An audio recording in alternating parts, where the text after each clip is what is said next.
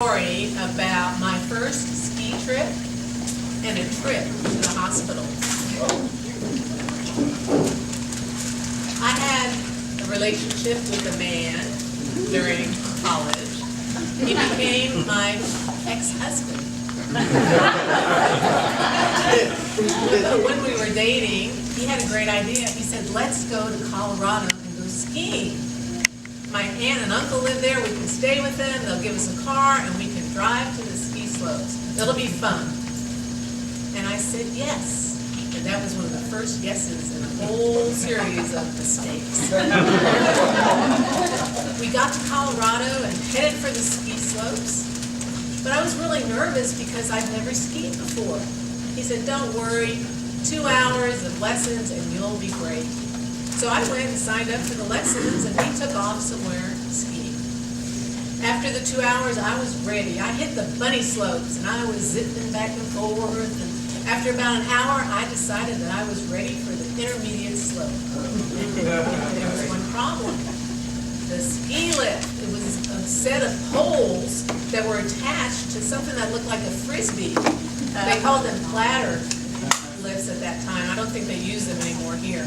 And you had to figure out how to get that thing behind you and let it push you up the slope. And they'd be coming at me, pummeling, and I'm zipping like this, trying to figure out how to get it behind me. And finally, I got it to stick, and it pushed me up the slope. Well, I let go too soon. And there I stood and couldn't move. Well, the guy behind me decided it was safer to let go, and he went screaming down the hill, rather than come up and hit me. And there I was thinking, oh my gosh, the next guy's coming. And an attendant came and pushed me. And I went, and I'm zipping down the intermediate slope, having a good old time, except I'm going into snowdrifts here and snowdrifts there. I was zigging and zagging and digging and sagging because I was getting myself out of those drifts, and I was soaking wet.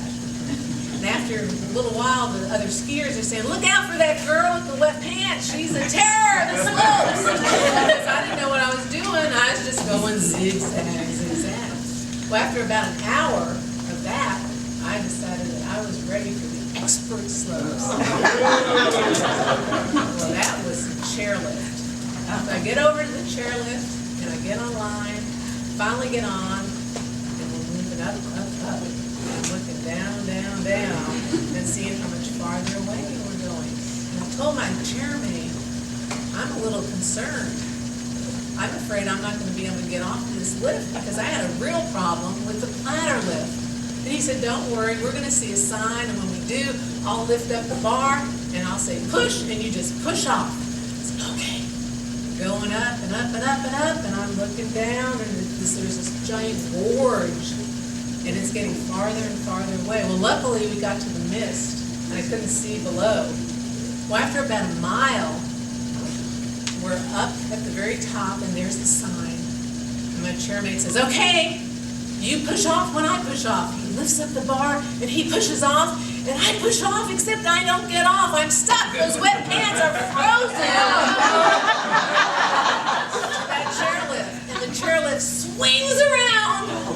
And then it comes to a halting stop, and I am hanging over the side, grabbing my poles and the arm, and I'm shaking. And all of a sudden I hear, move back into the seat. Move back into the seat and pull the bar down. And so I lift my thigh, lift my other thigh, and I get back, put the bar down. And he says, the lift is going to go down, and it's not going to stop this time. You have to get off. They start the lift, and there I am going back down. And I don't know what was worse, the near-death experience or the ride of shame that I took going down the hill. Because people were pointing, and I couldn't hear what they were saying, but I know they were saying, that's why the lift stopped. That's why.